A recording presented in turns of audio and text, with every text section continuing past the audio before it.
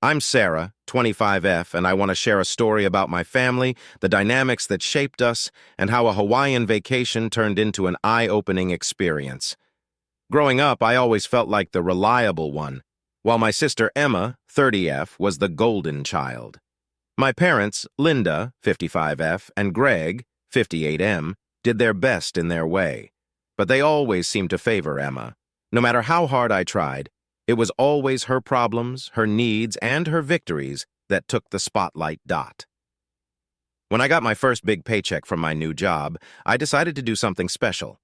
I wanted to treat my parents to a trip to Maui, not just as a thank you for raising me, but as an opportunity to bond and maybe repair our strained relationship. Growing up, vacations were a foreign concept. My dad worked non-stop, and family time usually meant tackling chores or resolving whatever crisis Emma had created.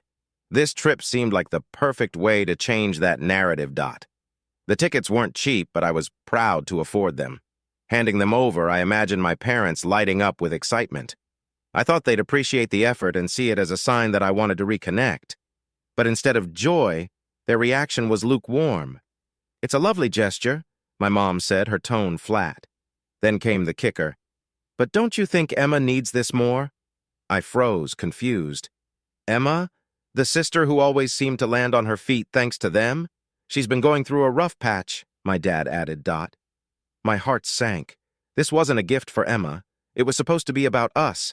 But they were adamant. In their eyes, Emma deserved the trip more because of her struggles. Even though I'd worked hard and saved for this moment, it hurt. But I didn't argue. I was tired of trying to convince them I mattered as much as she did. So I handed over the tickets, smiled, and told them to enjoy the trip with Emma. I stayed behind, threw myself into work, and tried to shake off the disappointment. A week later, social media rubbed salt into the wound. My parents and Emma were all smiles in Maui. They lounged by the pool, explored lush landscapes, and posted captions like, "Family time is the best time." It stung to see them live the dream vacation I had planned while I stayed home, invisible as ever. Then, in the dead of night, my phone buzzed. It was my mom. Her voice was trembling, panic evident in every word. "Emma's in trouble," she said. Apparently, Emma had gone out partying in Maui. She'd gotten drunk, tangled with the wrong crowd, and ended up in jail. This wasn't her first brush with chaos, but it was the first time it happened so far from home. "We need your help," my mom continued. "We need you to pay her bail." I wasn't surprised. This was classic Emma. What stung was that they weren't calling to check on me or apologize for excluding me. They only wanted my money. I was furious. They had taken her on the trip I paid for, justified it by saying she needed it more, and now they expected me to fix the mess she'd made. I paused, took a deep breath, and said, "No." My mom was shocked. "What do you mean, no?" "I'm not paying her bail," I said firmly. "You decided she deserved the trip. Now you can deal with the consequences." I hung up, feeling a mix of anger and relief. For the first time, I drew a line. I wasn't going to let them guilt me into cleaning up Emma's chaos anymore. The days after that were quiet. My parents didn't call again, and I didn't ask what happened. I figured they'd find a way to get Emma out of trouble, like they always did. For once, it wasn't my problem. It's Sarah again. If you thought things might settle down after I refused to bail Emma out, well, think again. My family has a knack for turning even the simplest situations into full-blown chaos. After I hung up on my mom, I didn't hear from anyone for a few days. At first, it was nice, not dealing with their drama, not being asked to fix something or sacrifice my time and money for Emma's messes. But then I started seeing more social media posts. My parents were back from Maui, smiling in photos like nothing had happened. No mention of Emma's arrest, no hint of the stress they called me about in the middle of the night. It was like the entire incident never existed. It felt surreal. I was angry, but more than that, I felt invisible all over again. They didn't even think to update me. It was as if I'd served my purpose when I bought the tickets, and now I was out of the picture. Eventually, though, the silence broke. My mom sent me a text, just one sentence. "Wish you were here," followed by a picture of a Maui sunset they must have taken before everything went down. I stared at it for a long time. It didn't feel like an apology or even an acknowledgement of what had happened. If anything, it felt like a reminder that they were having a great time. Without me. I didn't respond right away. I needed time to figure out what I wanted to say. Eventually, I texted back something short. "I'm glad you had a good time. I just need some space right now." My mom's reply came almost instantly. She apologized, saying they never meant to hurt me, and that taking Emma on the trip was a last-minute decision because she needed it more. She claimed they thought I'd understand. Understand? That stung. They'd prioritized Emma over me for as long as I could remember, and now they were asking for my understanding? It wasn't anger anymore. It was exhaustion. A few days later, my dad texted me, asking if they could come over for pizza. I didn't want to say yes, but he insisted, saying it was just a casual visit. Against my better judgment, I agreed. When they arrived, they acted like nothing was wrong. My dad talked about how beautiful Maui was, describing the beaches, the food, and how relaxed they felt. My mom chimed in occasionally, but they both carefully avoided mentioning Emma's arrest or my refusal to bail her out. It felt surreal, like we were all pretending everything was fine. I stayed polite, but I didn't offer much to the conversation. I couldn't shake the feeling that this was just another distraction, a way to sidestep the real issues between us. A few days after the pizza night, Emma showed up unannounced. She looked tired and disheveled, but she still had that air of entitlement she always carried, like the world revolved around her. I expected some sort of acknowledgement about what happened in Maui, maybe even an apology. Instead, she started talking about how amazing the trip was, raving about the food, the boys she met, and how much fun she had. Not a word about her arrest or the chaos she caused. I sat there, nodding and smiling, but inside I felt like screaming. How could she act like nothing happened? How could she not see the mess she left behind and the weight my parents had tried to dump on me? And then, as if on cue, my parents started hinting that Emma needed help. My mom suggested I help her find a therapist. My dad mentioned how Emma needed to get back on track and could use some guidance. It was the same old script. Emma makes a mess, and I'm expected to clean it up. This time, though, I couldn't stay silent. I told them I was tired of always being the one to fix things, tired of carrying responsibilities that weren't mine, and tired of being overlooked every time Emma stumbled into another crisis. My mom started crying, saying she had no idea how much I was struggling. My dad looked uncomfortable, like he didn't know what to say. For the first time, I saw them actually listen, but I wasn't sure if it would stick. After that conversation, things felt tense. My parents kept calling, but it was clear they didn't fully understand where I was coming from. They still asked me to check in on Emma or help her out, as if I hadn't just told them I was done. Finally, I asked them to meet me for lunch. I told them flat out that I couldn't keep being responsible for Emma. I had my own life, my own priorities, and I needed to focus on myself for once. My parents were shocked. My mom looked hurt. My dad tried to argue, but I didn't back down. I told them if they couldn't accept my boundaries, I'd have to take a step back from our relationship. The rest of the lunch was awkward. We barely spoke, and when it ended, they left without saying much. It's been a week since that lunch, and I haven't heard from them.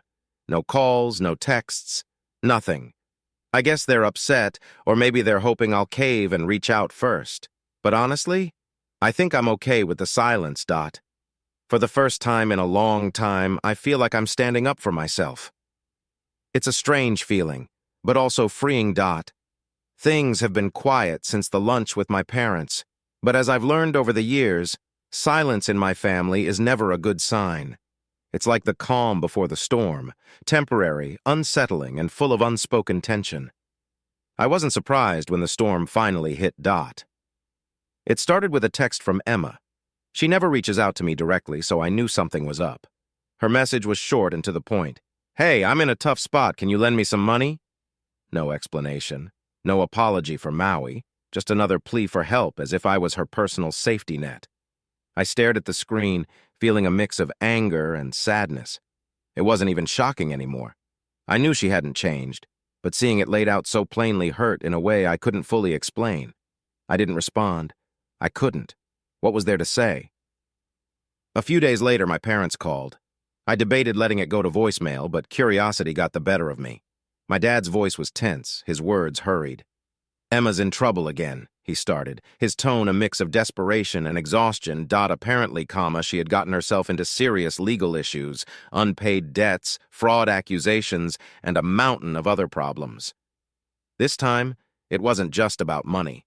It was a full-blown crisis, and my parents were panicking. "Sarah, we don't know what to do," my dad said. "She needs someone to step in." I knew what he meant. He wanted me to step in. Again. The frustration bubbled up immediately.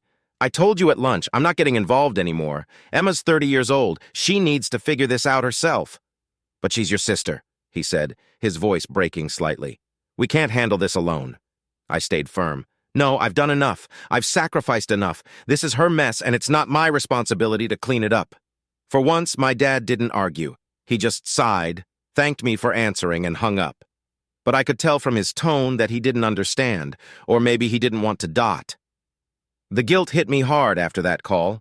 It always does. No matter how much I remind myself that I've done more than my fair share, that I've spent years picking up Emma's pieces while my own needs were ignored, there's still this nagging voice in my head. It whispers things like, "What if they really can't handle it? What if Emma's in serious danger this time? What if you're abandoning them?" That guilt sat heavy on my chest for days. I tried to distract myself with work, but my focus was shot. Then, just as I was starting to feel like I could breathe again, my phone rang. This time, it wasn't my parents. It was a lawyer. Apparently, my parents had listed me as a contact for legal matters involving Emma. I had no idea they'd done this, and hearing it made me feel both betrayed and trapped. The lawyer explained that Emma had racked up significant debt and was being sued for fraud. Because of how bad things had gotten, there was a chance I might be pulled into the situation, especially if she couldn't represent herself. I was stunned. How had it come to this? How had my parents allowed things to spiral so far out of control, and why was I always the one being dragged into it, even after I'd made it clear I wanted out? I told the lawyer I needed time to think, then hung up and sat there in silence. I felt like I was sinking into quicksand, no matter how hard I tried to climb out. The next week was a blur of anxiety and anger. I avoided my parents' calls, ignored Emma's texts, and tried to process everything on my own.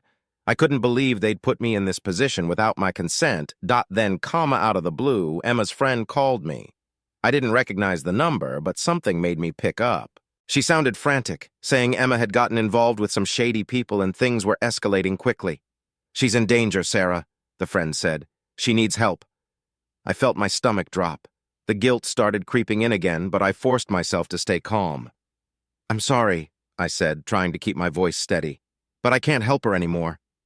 The friend pushed back, saying I was her last hope, but I stayed firm. I wasn't going to let myself get dragged back into Emma's chaos. Not this time. A few days later, my dad called again. I answered, hoping it wouldn't be about Emma, but of course it was. He sounded more desperate than ever. "We don't know what to do," he said. "She's in real trouble this time. We need you." It felt like déjà vu, the same plea, the same expectation that I would swoop in and save the day. But I couldn't. I told him again that I was done, that Emma needed to face the consequences of her actions. This time, he didn't argue. He just sighed and said, "I don't know how we're going to get through this." When the call ended, I felt numb. I wasn't angry or sad. I was just tired. Tired of the cycle, tired of the guilt, tired of always being the one to fix things. For the first time in a long time, I didn't feel like I needed to fix anything. I didn't feel responsible for Emma or my parents. I just felt free. But I knew it wouldn't last. With my family, it never does. If you've been following my saga, you'll know my family's chaos has a way of finding me no matter how hard I try to distance myself. After the last call with my dad, I thought maybe, just maybe, they'd finally understand I was done playing the fixer. But deep down, I knew better. It started with another call from Emma's lawyer. This time, the tone was different, more urgent. He told me Emma's situation had escalated. She wasn't just dealing with unpaid debts. The fraud accusations were snowballing into something serious, with potential criminal charges on the horizon. My parents had been scrambling to help her, but they were out of their depth, and apparently out of money. The lawyer explained that since I was listed as a contact, I might be on the hook for some of her financial obligations if she couldn't resolve them. My heart sank. This wasn't just about my parents trying to guilt me into helping. This was legal and could affect me. I felt betrayed all over again. My parents had put me in this position without even telling me. They dragged me into Emma's mess despite my clear boundaries, and now it wasn't just emotional, it was potentially financial. I hung up and sat in silence, trying to process it. Part of me wanted to call my parents and scream. Another part wanted to ignore everything and hope it would just go away, but neither of those options felt right. A few days later, my mom called. I ignored it. Then my dad called. I ignored that too. I wasn't ready to face them yet. But then Emma texted me. "Sarah, I know I've messed up, but I really need your help. Please." For a moment, I felt a flicker of sympathy. She sounded vulnerable, more so than usual, but I couldn't forget how many times I'd heard the same plea, only for her to turn around and make the same mistakes all over again. I didn't respond. I told myself I needed more time to think, but really, I was avoiding the inevitable. A week later, my parents showed up at my apartment. They didn't call ahead or ask if I was free, they just came. When I opened the door, my mom looked like she'd been crying and my dad looked exhausted. They didn't even wait for me to invite them in. "Sarah, we need to talk," my dad said, his voice heavy. I sighed and stepped aside, letting them in. We sat down in the living room and they started explaining the situation. Emma was facing jail time if she couldn't pay back what she owed. My parents had already drained their savings trying to help her, and they didn't know what else to do. "She's your sister," my mom said, her voice cracking. "We can't just let her go to jail. Please, Sarah, you're the only one who can help." I felt the familiar wave of guilt rising, but I forced myself to stay calm. "I'm sorry, but I can't. I've told you before, I'm not getting involved in this anymore. She has to take responsibility for her actions." My mom started crying. My dad looked at me like I just kicked a puppy. "We're not asking you to fix everything," my dad said. "We just need some help, just enough to keep her out of jail." "No," I said firmly. "I'm not doing this anymore. I've spent my whole life cleaning up after Emma while you two enabled her. I can't keep sacrificing my own peace and stability for her mistakes." The room went silent. My mom sobbed quietly, and my dad looked like he wanted to argue but didn't know what to say. "I love you both," I continued, "but I need to put myself first for once. I can't keep doing this." My parents left shortly after that, and for the first time, I didn't feel guilty watching them go. I felt a strange sense of relief, like I was finally taking back control of my life. But of course, it didn't end there. A few days later, Emma's lawyer called again.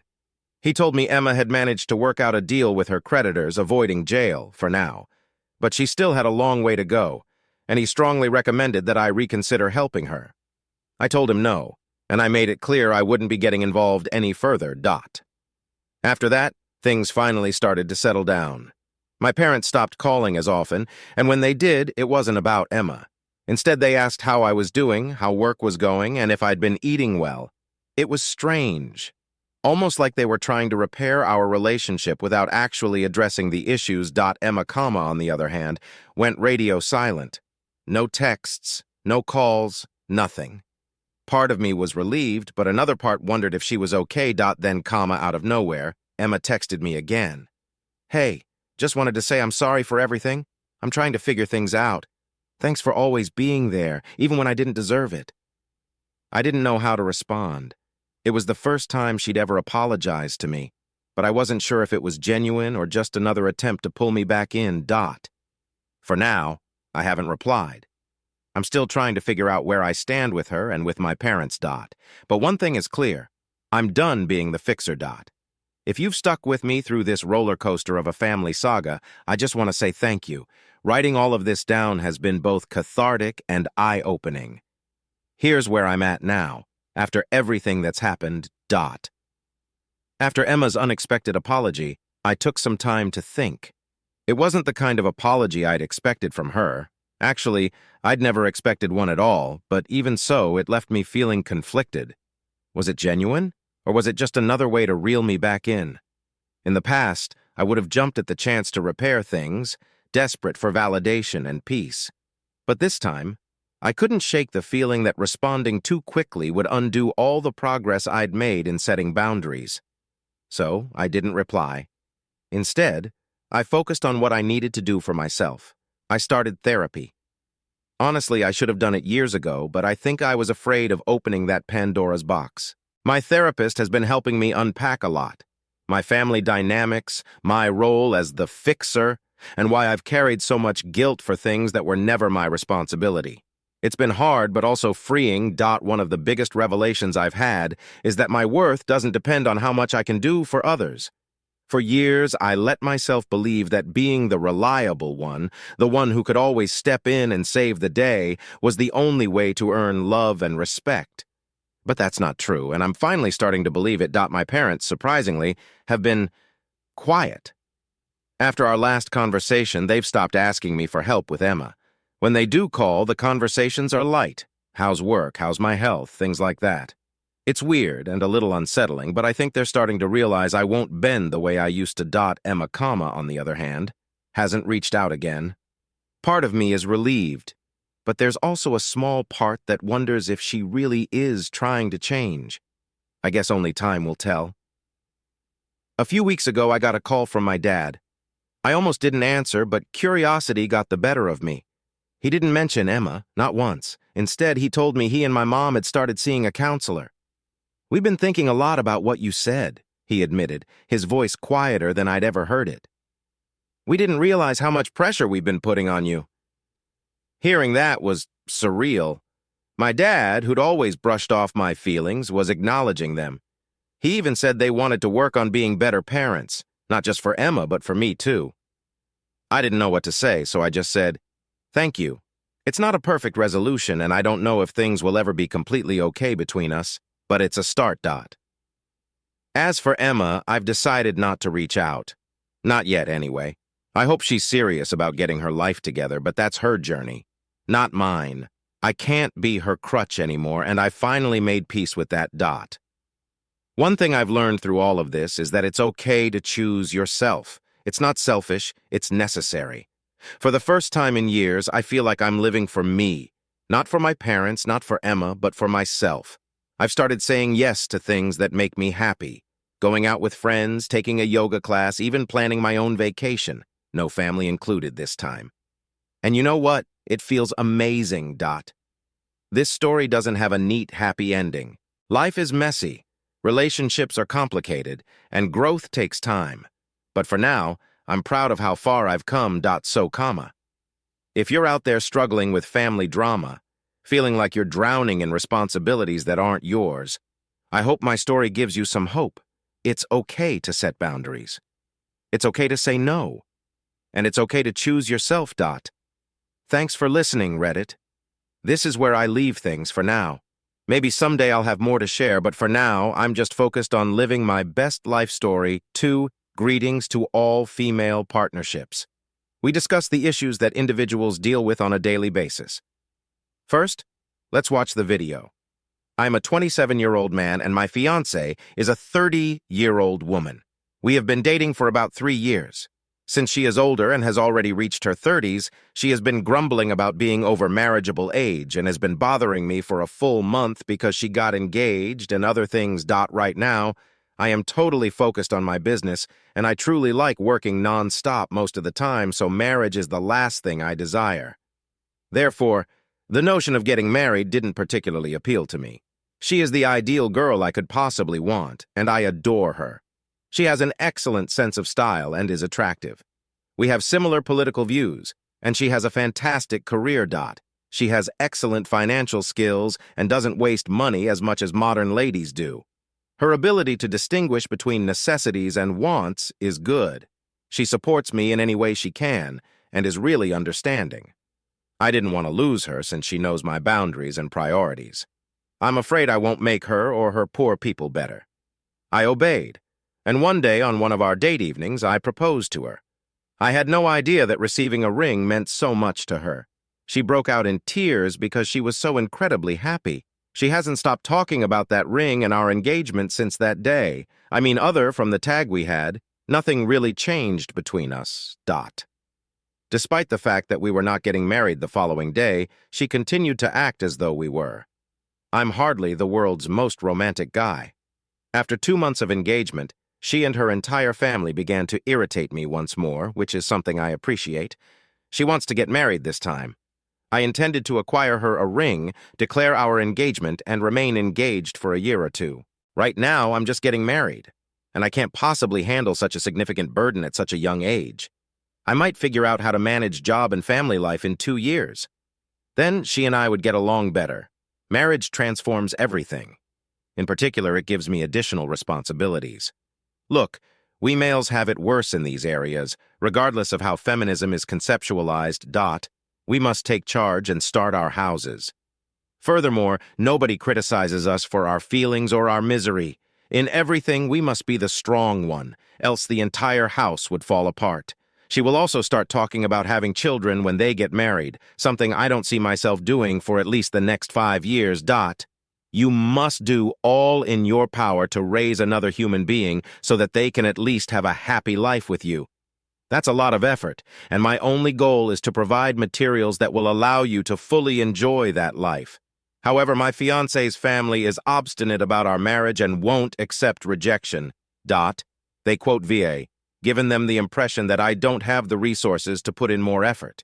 They persisted despite my repeated refusals and began to persuade my parents to allow me to marry her, and it was successful.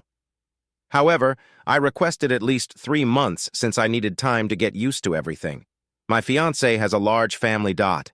It was incredibly difficult for me to adjust because we were from different cultures, and I'm not used to having a large family.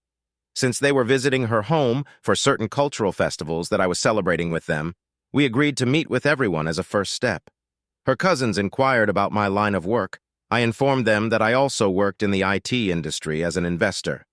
They commented on how their sister got a large bag and is now set for the rest of her life, expressing their admiration. I didn't like hearing it, but I quickly dismissed it since I felt my fiancé was superior than some cunning wealth digger. After they all checked into their hotels, we made the decision to spend the night at my in-laws' house rather to put ourselves through the stress of long-distance driving. Given the high rate of gun violence and gang fighting in the region, that was especially true at night. My mother-in-law brought up the subject of marriage and how much we were planning at the moment as we were talking about each other's locations. To be honest, I claimed that we had everything worked out without really giving it much thought. As it happens, we didn't. That was a really intimate question for her to ask me about our financial plan. She was right, though. I expect her to stick by my side through thick and thin because I trust and love her. However, what if she departs? What happens if she does an awful act and I am held accountable? She retaliated by telling me that we should sign a prenuptial agreement since she had to lose a lot of money as a result of a mistake she made when she was married to her former boyfriend. And I would have gone along with that because I believed it was a very wonderful concept. The fact that I was unaware of her true income, however, raised suspicions. She would also claim to make as much as I do any time I tried to bring up the subject, but she would never clarify or provide me with an estimate. If this marriage ends in a messy divorce, I don't want to lose anything. I know she makes a lot of money because she works as a nurse, but I doubt it's nearly as much as mine. This may sound strange, but prior to this, we never talked about money. We didn't live together, and since our marriage is moving along so swiftly and I'm working a lot, I keep making mistakes here and there. Her mother and even her entire family would constantly pressure her to sign a prenuptial agreement as soon as possible because our wedding date was approaching. But she hasn't given me a definitive response to any of these. I became so fed up with these games and other activities that I lost my temper and yelled at everyone at a family lunch, telling them to stop forcing me to make or take decisions that I didn't want to. Then it shot me back. My fiancé began to retort that this is the precise reason she should sign a prenuptial agreement. She admitted that she doesn't have complete faith in me, and what if I were to cheat and say all the nonsense in the world while attempting to prove that the prenuptial agreement was actually required and that she was entitled to half of the money because I don't spend enough time and attention with her. In order to make it up to her, I must pay. We continued to argue, but we always worked things out because we wanted to keep our relationship intact. They abruptly stopped discussing it one day, as they could tell I was really irritated by the subject and that it was having a significant negative impact on my job. I tried to talk to them and figure things out one day when I got home from work, but by that time they had completely changed their minds and were against it. I found it shocking, yet it felt good for a while. I then learned the truth about what had truly occurred. My fiancé's father suddenly left her a sizable money dot. Being her father's only child, she benefited greatly from his wealth after the divorce of her parents. She is aware that I won't accept anything less than 50/50ths and that her assets now exceed mine. She thus opposes signing a prenuptial agreement and having shared finances with her family. I was irritated by this. All right, let me to adequately explain. The situation remained the same. Both of us would contribute equally to the division of our assets, which would then be distributed equally to our children. My money and the amount I would lose would be greater, and she would gain more if she didn't inherit it. She will gain more the more I lose. She had more to lose now, though. She thus made it plain that she wanted everything to be kept apart and backed off from the prenuptial agreement. This made me feel betrayed. She ultimately desires the larger part. She hopes to get more out of the union. In any case, I would have to cover the costs if we had children. She would also receive that money. I am thus the victim everywhere. And from the beginning, this was their strategy. All they wanted was my money. In addition, they had no commercial dealings with me. Although I am unsure of their true motivation, I am certain that they planned against me based on the events and outcomes. All of the dramas that have been going on have left my head hurting. To be honest, I'll provide an update as soon as I've finished organizing my next move. I made her sit down and explain the entire arithmetic to me. It wasn't her motivation, she denied. She canceled the prenuptial agreement because she didn't want me to financially support her, which I realize isn't a good excuse. I thus offered her the choice of ending the relationship or agreeing to the 50/50ths prenuptial agreement. How mean I was to even put her in this kind of condition, she sobbed. Although it affects both of our lives, I made it apparent that it also bothers me. In other words, we cannot ignore this issue and go on. She refused to get married. I told her we were finished. I took back my ring and ended our relationship because, well, I need to look at the wider picture. I would be taking some time off from here and concentrating on myself for a spell. Even though we split up 6 months ago, I managed it rather well. For the first month, I missed it. Then everything improved. She made an effort to make things right, but I lost all faith in her, so I cut her off and didn't make any moves. I went to therapy to address my inability to display vulnerability while working on a new company. I'm in treatment. I'm simply focusing on my career and improving my life since not much has changed. NTA, he did nothing wrong, regardless of his attitude. Being alone is preferable to being controlled and exploited. He shouldn't have been in a relationship in the first place, in my opinion. All he sounds like is frigid and shuttered. I'm 34 years old, and I live with my wife, Sue, 40, and our 3 daughters, 6 daughters and 11 boys. We had to locate a new sitter when our prior one decided to pursue a different professional path. My buddy recommended a business she used. We utilized it to locate Sharon, a 25-year-old lady. Given that she already had expertise caring for children with autism, we felt she was ideal. We have an autistic son.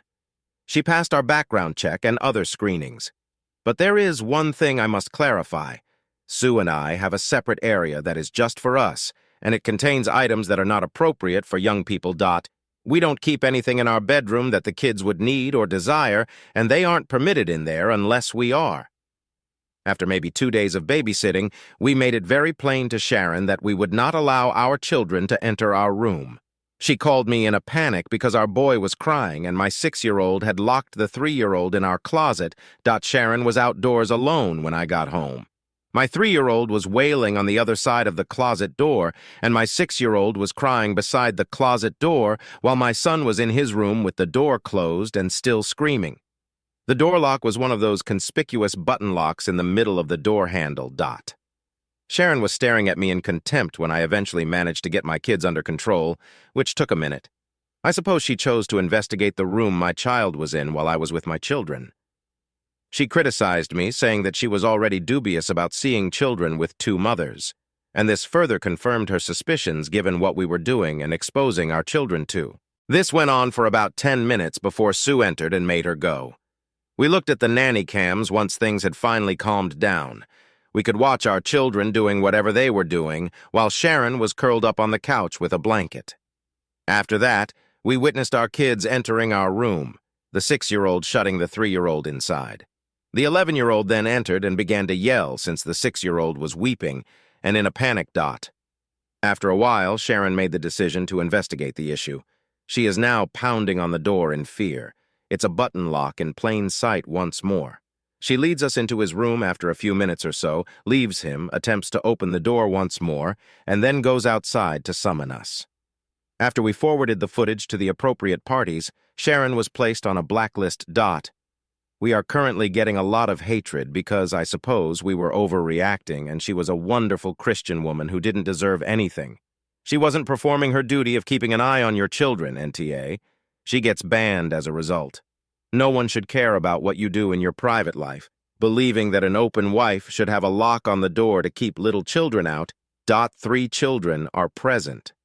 One or both of the children may have sneaked into the bedroom, even if the babysitter was doing a fantastic job or only needed to use the restroom. It's enjoyable to explore the prohibited area, not necessary to lock each other in. The children were not allowed to enter the room where they were playing. If the babysitter saw anything that the owner didn't want them to see, it would be common for them to enter and exit. How many times did the previous babysitter have to remove the children from the room without telling the original poster? The greatest age group for poor child supervision, spying, and particularly shouting homophobic remarks to the OP is, of course, the babysitter. I am a 33-year-old woman and my 36-year-old fiancé have been engaged for 4 years. We have a child, 12-16, from a previous relationship. After a recent health crisis, he was found to have pre-diabetes. A few years ago, father passed away due to complications from diabetes. He became vegan about a year ago as a result. His transformation has received complete support from our family. To store his meals, we even purchased a second refrigerator. He now attempts to force his way of life on us. It's not as though we haven't already sampled any of his dishes. We just don't have an option. We consume anything he doesn't agree with at any moment. He begins his talk by explaining why it's bad for your health, what it is, and what has to change. He's coping with something that took his father, and I'm referring to practically every time I've attempted to be understanding. However, each and every time. Imagine that a mouth-watering slice of chocolate cake is about to be consumed. He will discuss how many calories you're going to consume and the effects it will have on your body, particularly when it's consuming sugary foods. A good, juicy steak. The devil is red meat. Your pores are likely to leak a bit of fried chicken oil. Now, whenever our kids are about to have a snack of any kind, they stay away from him. I've attempted to speak with him about how he makes it awkward for everyone in the home to dine with him, but he dismisses my concerns as a guilty meat-eating grievance. He said that we wouldn't feel bad about what he said if we were eating healthily. He has been, I don't know if you want to call it that, paranoid for the past few months. He believes his food is being tampered with. It tastes strange, they say. You can accuse me or one of the children of altering the settings, but I doubt that has happened because neither of our children follows a vegan diet. The only people that use the refrigerator the most are him and me. They only enter the refrigerator when one of us requests that they take anything out of it. As usual, I prepared dinner a few nights ago. I was accused of contaminating his food with meat drippings, but only this time.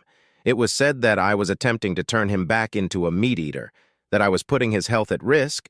He insisted that I tell him which skillets I used. In order to prevent such a scenario, I have always prepared our meals in separate pots and pans. It's not my first time since I have a sister this week. I told him that I was sick of his attempting to force his way of life on us and that he could make his own meal from now on. Because he doesn't have the right to impose his altered eating habits on us just because he did. He accused me of being self-centered, unsupportive, and wanting to see him fail. I informed him it was untrue, but I'm not going to back down from my position that he should make his own dinner if he was going to behave in this manner. Since then, he has been sleeping on the couch and being aloof. However, I would be quite concerned about his mental state. Furthermore, it doesn't seem like he's on the verge of a mental collapse. or is experiencing extreme paranoia because accusing someone of tampering with their meal isn't something that happens often. I would advise him to consult a physician to ensure that his vegan diet is providing him with all the nutrients he needs and that his behavior isn't the result of a malfunctioning bodily system brought on by his diet.